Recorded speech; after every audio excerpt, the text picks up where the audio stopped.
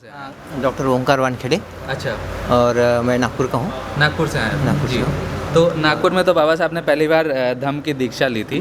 तो उस वक्त ऐसा क्या हुआ कि बाबा साहब ने, हालांकि कॉन्स्टिट्यूशन में बाकी कई जगह जो है वो धम्म को सब जगह डाला है, बट उस समय कोई पूछेगा कि जो ये वीडियो देख रहा होगा वो कहेगा कि भाई बाबा साहब ने उस टाइम पर्सनल लॉ क्यों नहीं बनाया, क्या कारण था कि बाबा साहब के रहते हुए ये ऐसा कुछ पर्सनल लॉ नहीं बन पाया? इस बारे में क्या कहेंगे? एक्चुअली बाबा साहब जो थे एक जाति विहीन समाज की रचना करना चाहते थे।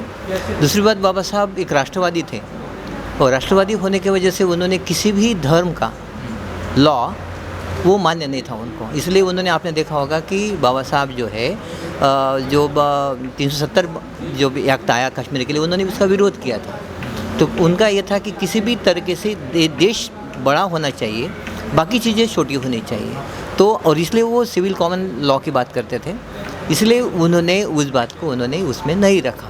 बाबा साहब एक राष्ट्रवादी थे, बाबा साहब एक विश्वव्यापी व्यक्तिमत्व था, बाबा साहब एक बोधिसत्व थे, इसलिए हर पूरी विश्व के एक मानव कल्याण के लिए वो सोचते थे, वो किसी व्यक्ति विशेष का नहीं था, इसलिए उन्होंने नहीं लिया। अब जो है, अब ऐसा क्यों हो रहा है कि भाई बौद्धों को अपने पर्सनल लॉ की डिमांड करनी पड़ रही है?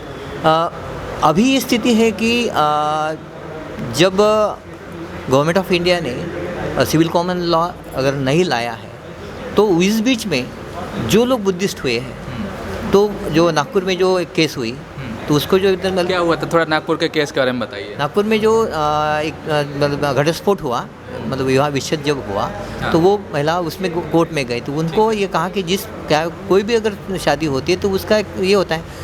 तो बुद्धिस्ट पद्धति शादी हुई थी, मतलब बौद्ध भिक्षु और बैठ के और मंगलाष्टक के अपने तुम्हारे मंगलाष्टक करके उन्होंने सब हो गया। तो उसके बाद में क्या हुआ कि जब उसका मतलब शादी को ही निरस्त माना गया, मतलब वो लॉ के अनुरूप नहीं है, तो उसको क्या किया कि उन्होंने नल मान लिया, नल एंड वाइड।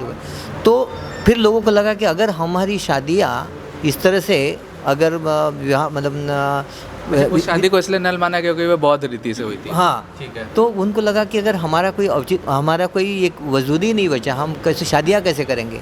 इसीलिए उन लोगों में लगा कि हमारे पास दो ही रास्ते बचते हैं, या तो हमारा बुद्धिस्ट पर्सनल लॉ को अन्यथा सरकार दे दे, या फिर सिविल कॉमन जो लॉ है वो तुरंत लागू कर दें। दो में से दूसरा रास्ता किस तरह के हो नहीं सकता। बाबा साहब ऑलरेडी वो यूनिफॉर्म सिविल लॉ के लिए वो लड़ रहे थे, तो बात तो वही थी ना कि अगर वो जो सिविल का लॉ है, तो वो यूनिफॉर्म सिविल लॉ के लिए वो लड़ाई लड़ रहे थे, तो उसमें बौद्ध भी ऐड हो जा रहे थे, इसलिए वो उनको लगा कि अलग से बात करने की ज़रूरत नहीं है। तो बाबा साहब ऑलरेडी तो वो लड़ाई लड़ ही रहे थे बौद्धों के, लेकिन वो लड़ नहीं पाए, बाबा साहब ने जीत नहीं पाए, और जिसके कारण खामियाजा हम लोगों को भुगतना पड़ा। तो बाबा साहब ने कभी इसका विरोध नहीं किया, बल्कि वो ऑलरेडी इससे एक कदम आगे बढ़ के सभी के लिए यूनिफॉर्म सिविल कोड के लॉ के अकॉर्डिंग वो लड़ाई लड़ रहे थे। नहीं, तो अब क्या कारण लग रहा है कि अब क्यों नहीं सरकार ला नहीं रही है, लाना नहीं चाह रही, क्या लग रहा है क्यों नहीं आ रहा है यूनिफॉर्म सिविल कोड?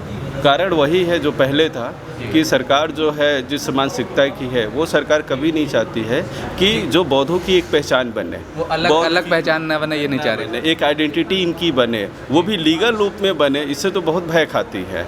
तो अभी क्या है, इसी वजह से लगातार उनकी सरकार उसी विचारधारा की आज तक रहने के कारण वो सिविल कोड जो यूनिफॉर्म सिविल लॉ है वो वैसे एट इट इज़ वो पड़ा हुआ है। बीच बीच में कभी कभी यह बात तो कर लेते हैं, लेकिन मनसा इनका कतई दिखाई नहीं दे रहा। इस वजह से बुद्धिस्ट एज जितने हैं उन लोगों को अपनी लॉ की आवश्यकता है, क्योंकि यह कोई एक स्टेट की वो समस्या नहीं है, ये सारे स्टेट में बुद्धिस्टों के साथ है कि उनका जब डाइवोर्स होगा या तमाम और भी चीज़ें होंगी वो कैसे किया जाए, ये हमारा पर्सनल जब सारे संस्कार हैं तो अधिकार भी होना चाहिए।